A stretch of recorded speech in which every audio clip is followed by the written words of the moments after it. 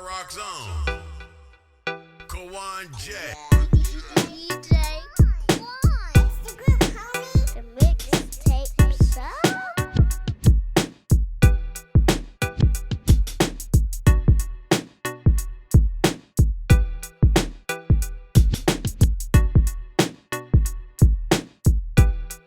The mixtape show.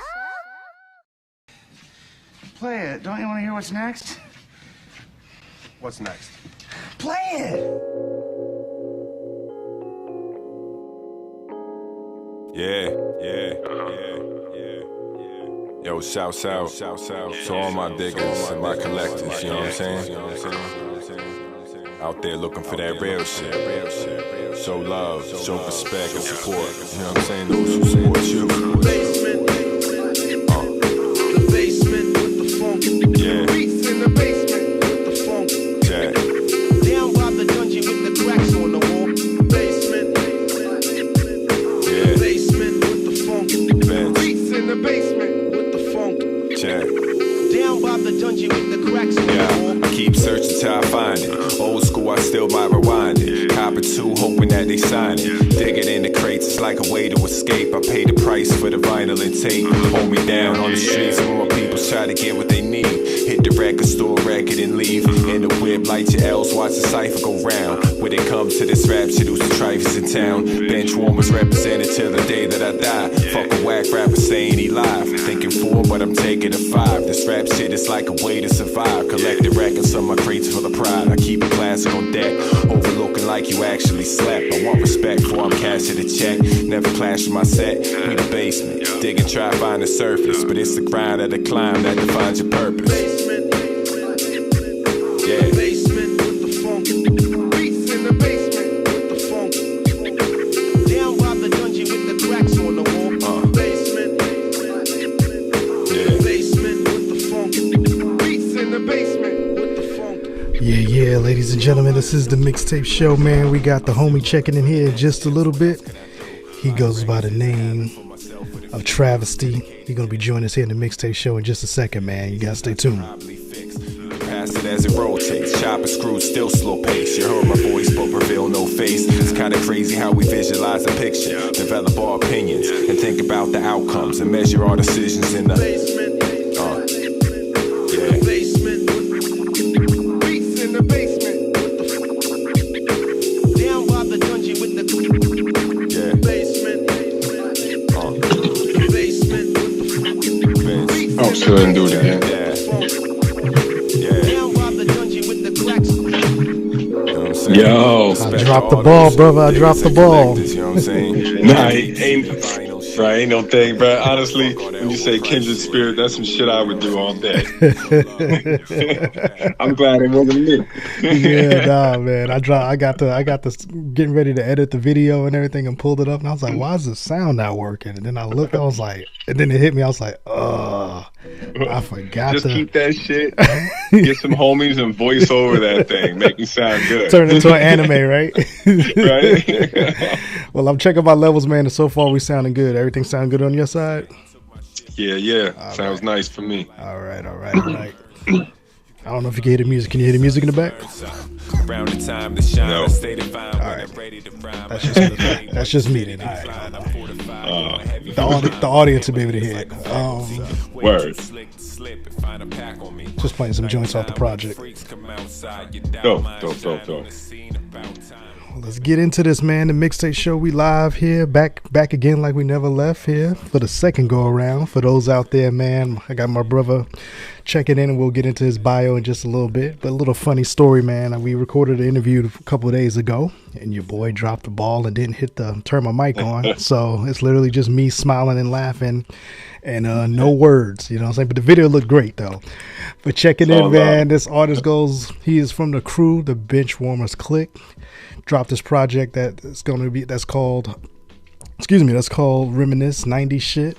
He goes by the name of Travisty The Lazy MC. Shout out to my brother H2 Owens for hooking this one up, man. For pro fresh publicity, joining us, and once again, man, Travisty joining us here on the Mixtape Show. What's good, brother? We good now. I got my mics up, and we good to go on this go around, man. How you, bro? We living, yo. We living, yo. Man, I'm doing good, man. I'm doing good, yo. Once again, appreciate you for having me. You know, big shouts to the homie H for always putting it on for the bench, yo. That's a homie from back in the days, yo. And as you know, probably, you know, you produce for him, a super ill MC. Super dope MC. And he downplays that part a lot, you know what I'm saying? Yeah. So I'm gonna make the attempt to not ask the same questions, or if I am gonna ask the same questions, we're gonna ask it a little bit different so we can get a new feel, you know what I'm saying? Let's talk about this project first and foremost, man. It's definitely a dope project. I like how you still got it under the Benchwarmers Clique umbrella, even though it's basically a solo joint, you know what I'm saying? But we talked about this last time about your partner in rhyme and everything. Life hits us sometimes, you know what I'm saying? So you still want to keep the competitive juices flowing with the hip hop thing. And you still flew it under the Benchwarmers Clique umbrella, which is dope. You know what I'm saying? That's no still keeping the name out there, man. And even throughout this whole project, as we say, Joker's involved. Whether I'm sending him joints, he's listening, giving me feedback, ideas. You know what I'm saying? A lot of times he does some mixing on my vocals. This one he didn't. But So I mean, yeah, like you say, if you're checking for the joint, search Benchwarmers, it's under that. It'll be easy to find that way, yo. I made it kind of tricky. he was your A&R, right? He's basically the A&R of this project, you know what I'm saying? And and it's gonna be one of those hip hop jewels that you don't, you know, like, oh man, I didn't know they put out that album, like it's a solo joint. What's been some of the feedback you've been hearing about the project, man? I'll tell you mine here in a little bit. What you been hearing about it so far? Honestly, it's been real happy. I've been getting mad love. I hope I didn't want to, one thing I worried about was I didn't want to do something like cliche or make it sound corny, because I just wanted to make some shit I loved. For like that 90s hip hop sound that I love. You know, it's like the SP, the MPC.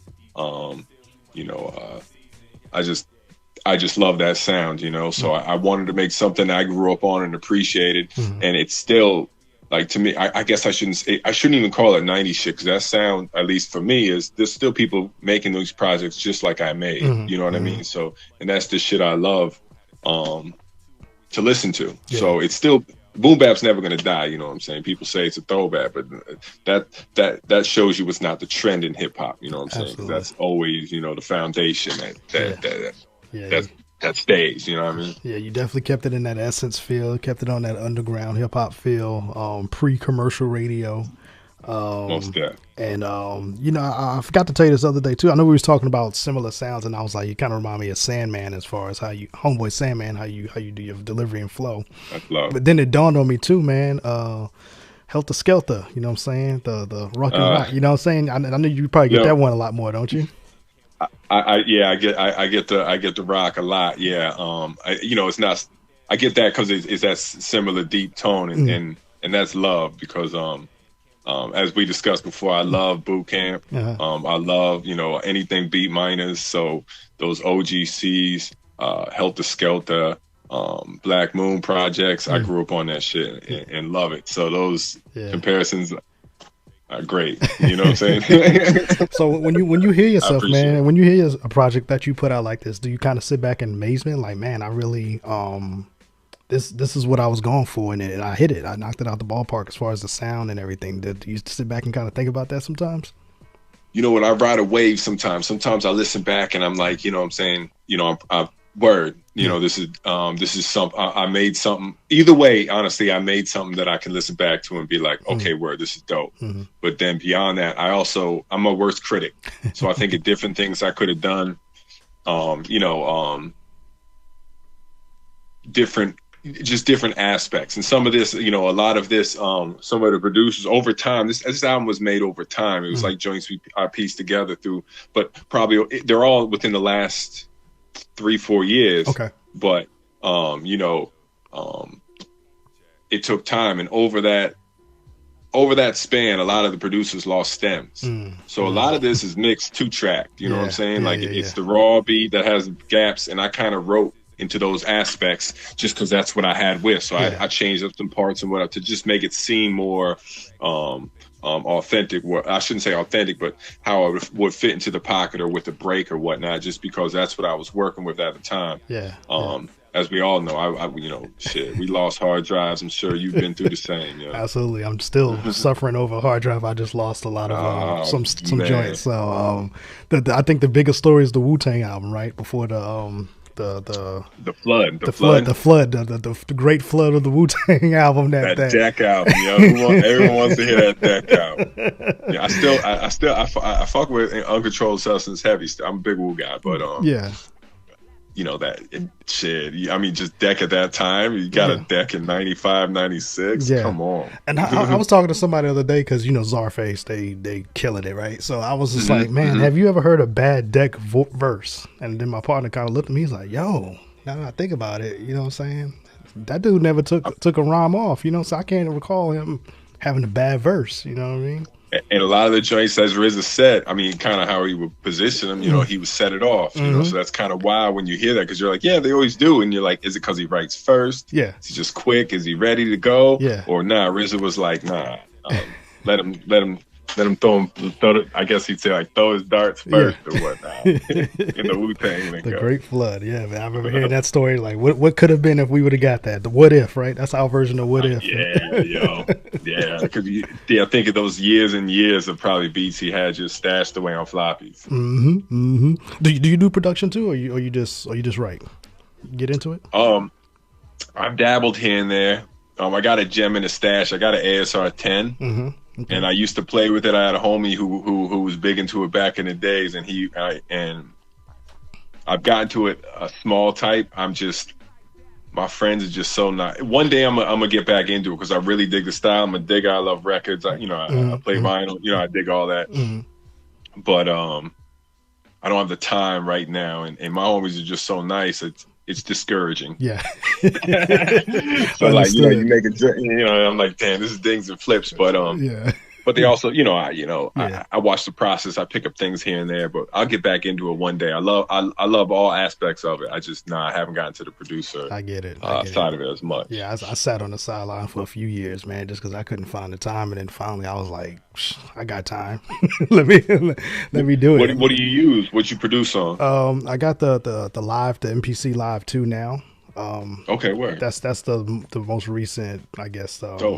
Upgrade I've had. I used to use my uncle. He had the MPC X, and okay, and that's just too much of a beast for me as far as space wise. You know what I mean? So the Live 2 is perfect for my space that I got because I don't have much of it. Because my room, the room I'm in now, transitioned to where my son uses this room as his bedroom too. So half the room is like my music stuff, another half is his bedroom, and we just work it out. You know what I'm saying? But that's what's up. He's picked up making beats though. Like I catch him in here on the machine, and I don't care. I'm like, here, turn it on, have fun with it. You can't break it. You know what I mean? And he doesn't put out some joints, and I'm like, okay, let me hold that real quick. Let me clean that up just a little bit, and then we're gonna be good to go. So that's super dope. My daughter gets in here and messes with some singing and stuff. There, she's on. She gets little vocals on the next project. She's just talking and stuff. Nice. But, yeah, man. I like how Static did that with kind of his daughter on some joints where he pieced in. I think Haley or her name or something like that. Yeah. I think that's super dope. So. Yeah, I got a partner who tells me with kids. He's like my friend tells me all the time, man. With the kids, just show them the way and get out the way. Just let them create and do what they want to do. And if it sounds like it ain't great, it's not great to you, but they hear something different. So this is cool to watch him kind of do that. And then my daughter loves my turntable. She loves my 1200. So, but needles are expensive, so I gotta watch over her. Gotta use it. Right? Yeah, man. So this joint dropped in I know you said you was working on it for a while, kind of putting it together. When you initially were recording for this particular project, or were you just kind of recording some singles, some loosies, and then you kind of was like, I think we can get an album mode right now? I'm trying to remember which ones I did first, but honestly, I think I got a pack of beats, and I think it was Sub, and he sent me a pack of beats, and there was like, and I wanted to get into a project like this sound, you know what I'm saying? But my home team is Jubei, who's a super ill producer out of London. He messes with other artists too, Jubei. super ill. And I messed with a crew of producers, big into the soul samples and stuff. They did a project called Smooth Box Cutter for us called 1914. It's That's two what I was cats. gonna say. That's I think that's what you kind of got on my radar, so that Smooth Box Cutter joint when I first heard Word. it. Yeah. Word. Yeah. And those are the homies. Like, I got, I could probably say like 60 joints in the stash from them. That's just family. It's two cats. But time. One's down here. I think the other cat moved out in Arizona. We still keep in touch. We still send joints back and forth and all that. So this one I was looking for. They have their own sounds. So I was looking for this type of sound, and I got a couple joints, and I did two, and then I was like, let me just start seeing what I can get. And I just started talking to a couple of producers I heard online. Honestly, like, crazy to me is SoundCloud ended up being a gem for me to find these type of producers that I'm looking for. There's so many dope cats on there you can't even unearth, and they're just, I would say anyone, if you're dope, just reach out. A lot of these cats are willing to work. You just got to take that first step. And dude showed me love and just send me packs of beats, and I just kept it moving over time. You know what I mean? Yeah. And I think it's like 14 joints, and I still had a couple more I could have added on, but I didn't want it to be too long. Even though 90s is like, I think a nice 90s album is like 15 joints, kind of. I mean, some are 18, 20, 21, but most of the time you get like 15. Yeah. Pretty set. So I was trying to keep it around there. Yeah. I remember Redman used to do at least 20, 21 when he would drop his albums, and it felt like a journey, boy. Like when you got to the end of that album, he was like, man, I made it. I made it through. But you're getting two Superman lovers, of course. So, at least hopefully. Those are, I mean, I'm Redman. There's a Dark Side, Muddy Waters. I mean, for long albums, you ain't got no bad songs. Absolutely, man. So that's kind of like your template that you follow too, man. Because I can literally throw on, and you can't hear it, but right now we get in the background, we're playing this joints off the album while we're talking. I could throw on any random track and it's gonna sound dope. I don't have to even, some artists you gotta kind of be like, let me listen to it first. But I know if this project for me in the next few weeks on the show, when I'm mixing them in, I'm just gonna pick random tracks, and I know I can mix them in easily. Everything's a banger to me. Everything's a bullet, and it's definitely the title matches the content on the project. You know what I'm saying? So I definitely appreciate you for putting out something like this, because it reminds me of it's those golden years of being in junior high school when you was getting into the music. And those are your best memories, and this is bringing back a lot of memories where it's kind of like I felt like I heard this album back then. You know what I'm saying? That's what I want.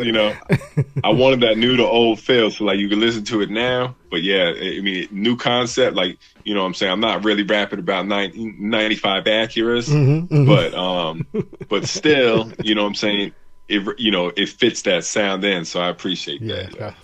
But I'm rocking my Air Max 95s on this joint. You know what I'm saying? Oh, right, yeah. I mean, those stay out there. I'm Air Max 90s and 95. I'm with you. Absolutely, I got man. some great joints. So, as a collector, man, I know you collect the music, and you basically you're archiving history, right? I don't know if you can see behind me. I got the. Let me turn that around a little bit. That Tribe up there, I see. Yeah, I got Tribe. See some Wu-Tang. I got the Wu. I got my ODB figure. I got a Walkman back there. I got an MF Doom teddy bear. Somewhere here I got the Slick Rick children's story. It's like a children's story book. And I'm the same way, man. I collect stuff, and I love to archive stuff, and it's cool to kind of pass it down and talk to my kids about it. What makes you keep doing that? What makes you kind of keep finding those gems and collecting? Because I peep through your social media how you'll kind of post some cassettes or some old vinyl and stuff like that. What keeps you driven to keep doing that? I think just from the start of how I fell into the music was just strictly being a fan as a kid. You know what I'm saying? And that's the first thing that hit me. And then, I mean, I guess graffiti, the music hit me first, so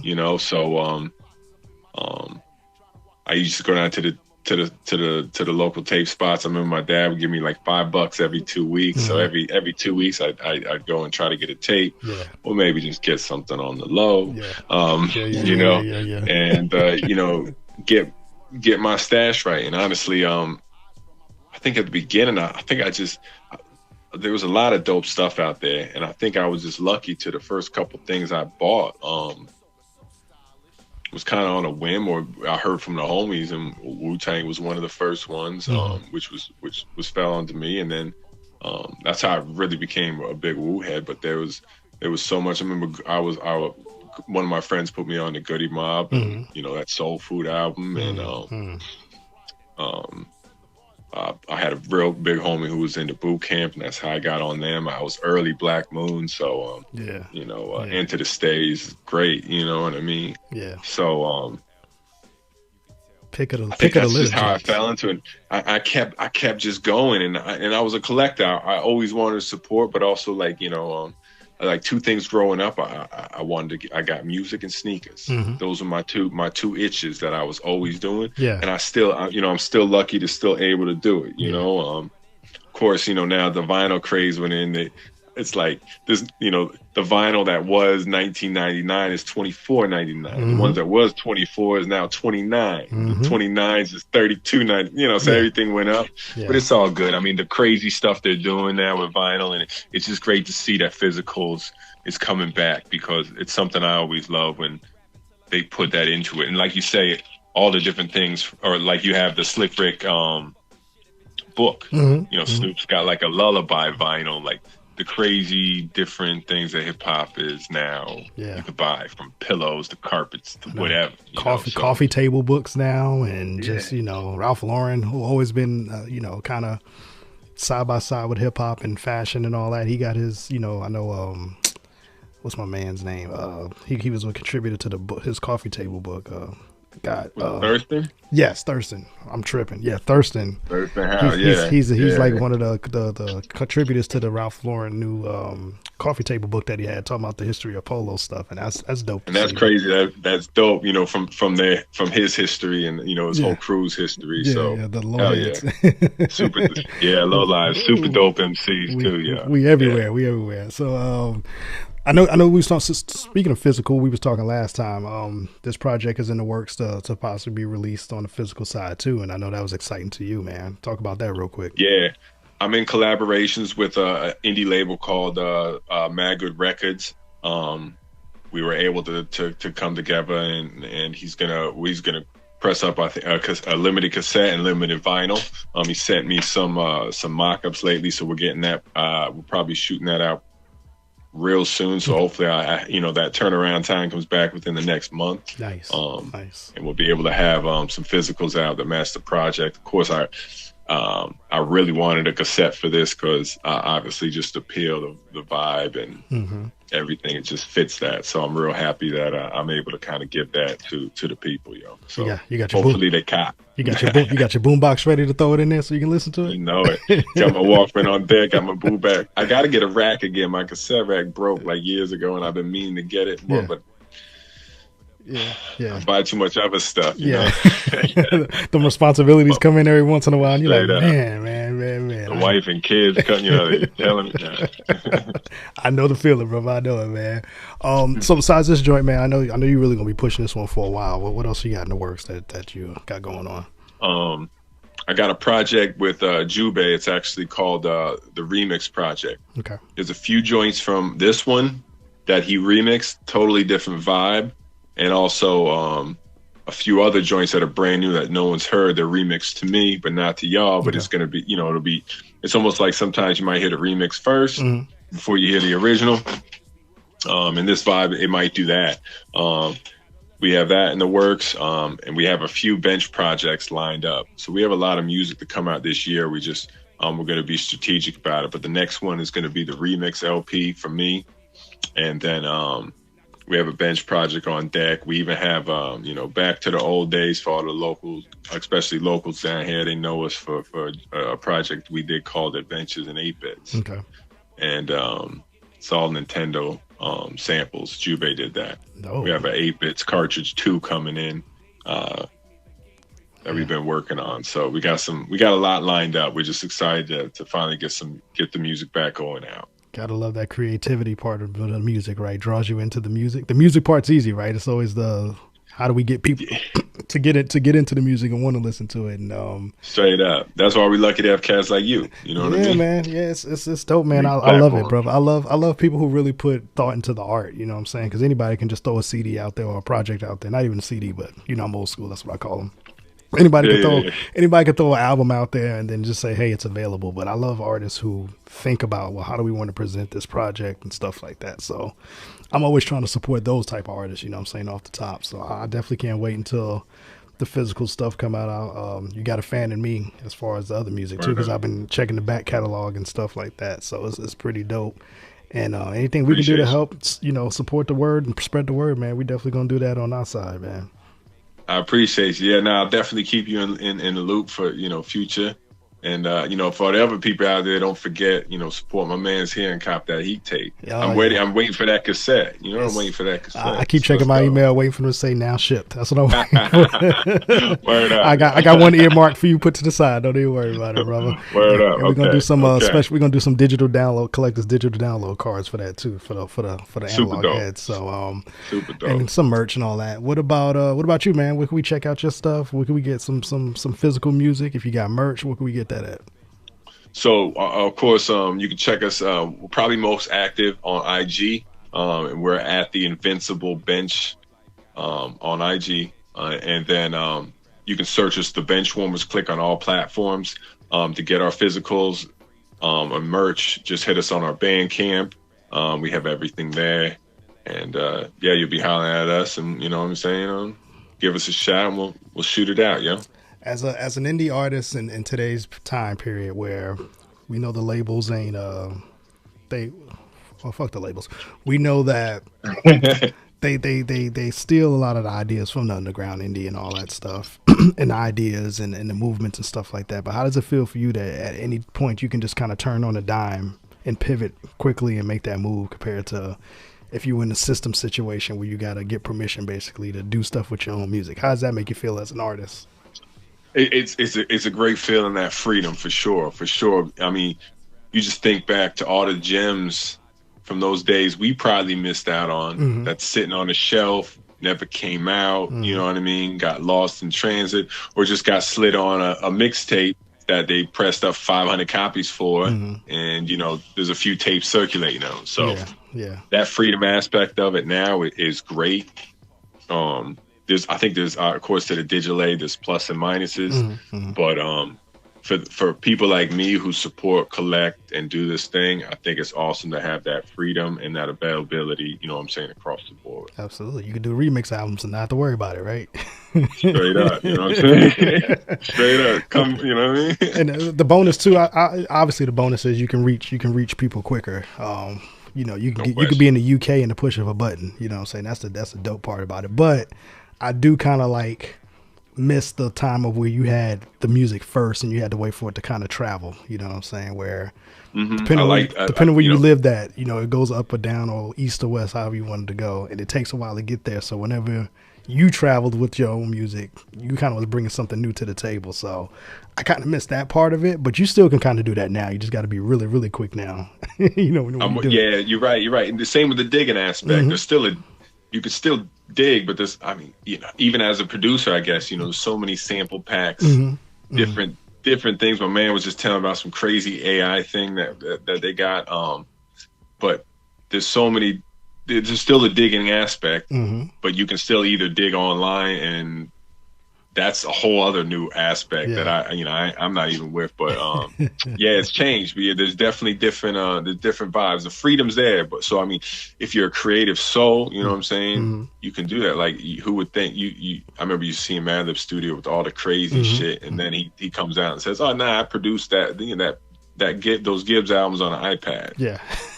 It's wild. That's crazy. Yeah, that's crazy. Yeah. But someone with his skills is like, I got the freedom. I can do analog. I can do digital. Either way, I'm gonna. You know what I mean? And sometimes simplicity is just the best way, man. Sometimes you don't need all the bells and whistles. Just to give me the basics, and I'll freak it that way. You know what I mean? And that's what I love about this project. It's sophisticated, but it's simple. This is the time period I love the most, and this is why I love it. And then if you're ahead, you understand it. You know what I'm saying? You don't have to do much explanation or selling of it. It's just kind of like, here it is. Y'all know why it's dope. You know what I mean? And I definitely it's in my personal collect. You know what I'm saying? It's definitely I'm gonna load the tracks. Gonna load some tracks on the station. We're gonna play some joints here in the show in the next few weeks. And we're going to keep these doors open for you, brother. So I definitely appreciate you coming through again for the second time. Anytime, definitely pleasure. So I know you got, like I said, you got some other stuff. What else, man? You're going to do some shows. I think we talked about that too. You got some shows coming up too. Yeah, we definitely going to rock some shows around here and do it and hold it down. We got a couple of homies who do some local monthly events that always put on for me. H and another homie, Orion. Both of these cats super dope MCs. Okay. We've been putting it on for the scene down here for years. And but Orion and H, definitely some other cats to check out too, their peoples. But yeah, we do some shows down here, get these physicals out, keep spreading the name, keep dropping joints, and keep pushing. Got to get some visuals down too. I got a couple homies that just got to get it up in the mix. You know what I mean? Nice. But we'll get some visuals out there too. You know what I mean? That's just the way of the world now. You know what I'm saying? What's your biggest, before we get out of here, what's your biggest challenge as an artist right now that you kind of was like, man, I wish I can kind of not get over this hump, but what's the one that kind of sticks you the most sometimes when you do these rollouts? I think it's really that, it's the love. I love the love I receive, but it's, how do you know to search Benchwarmers Clique? You know what I'm saying? When you do search it, I think most people, if you dig that type of sound, they like, yo, I dig your shit. Yeah. But you don't know to search the name. And I know it's vice versa for me with a lot of MCs. And I come across something and say, like, bam, how did I not find dude? Yeah. This dude's dope. So I think it's vice versa for me. It's just getting the name out there. Yeah. To the proper crowds. I mean, there's all these, you got to master that online advertising and all that. And it's a whole other world. Hopefully we, as my clique can kind of master that. But the algorithms and all that it's a whole other world that is still new to me. Yeah, that's always going to be the challenge for everything, right? Especially if you don't have the $1 million budgets to put into that. It's literally a word of mouth thing, and then people passing on the word kind of thing. So you just work with who works with you, and just kind of hope they pass the word on and be organic, man. Until we figure that part out, until we crack that code. Straight up with that, yeah. But you got us, man. Definitely on our side, man. We're gonna promote you guys. We're gonna push the projects. Like I said, we'll throw some stuff on the website for people to check out. And on the show, as always, we'll promote, man. So anybody you want to shout out before we get out of here? Big shout outs to my man's Jokes on behalf of Benchwarmers Clique. Of course, big shouts to my man H, you know what I mean? Always putting shit together, Profesh Publishing, that's the homie. And big shouts to the Alpha Bench crew. That's my squad, J5, H2 Owens, Joker Wild. Big shouts Jubei, all my family, 1914, you know what I mean? Nice. Appreciate all the support and everyone in the building that's copped so far, and keep supporting us. We got more shit coming. Absolutely, man. I appreciate you doing this for me again, man, and I'm glad I turned the mics on this time. Mic check, you know what I mean? I know. I checked it. I heard it in my ears. I just didn't realize that my board was on mute. I told you, that's something I don't do. You know how many times I recorded a verse and said, damn, I ain't turned my mic on. So I understand. I sounded crispy. I just didn't have, the people just couldn't hear me. Man, yeah, I was He goes by the name of Travisty The Lazy MC. Just dropped this really dope album. You know what I'm saying? If you're a fan of 90s style hip hop, if you're a fan of that sound, go ahead and cop Reminisce 90s shit. You know what I'm saying? If you want to look for it, it's under the Benchwarmers Clique, but just know it's his solo joint, but he representing the crew, and that's a dope thing, brother. And I appreciate you for that one alone, man. Brother, we got you, man. We're going to get into some more records after this interview. And like I said, brother, welcome to the Boom Bap alumni family, man. Much love. Appreciate you having me, yo. Thank you. Not a problem. We'll be right back. Word. I'm popping shit and my props is waiting. Apocalypse of the population. Rest in peace of my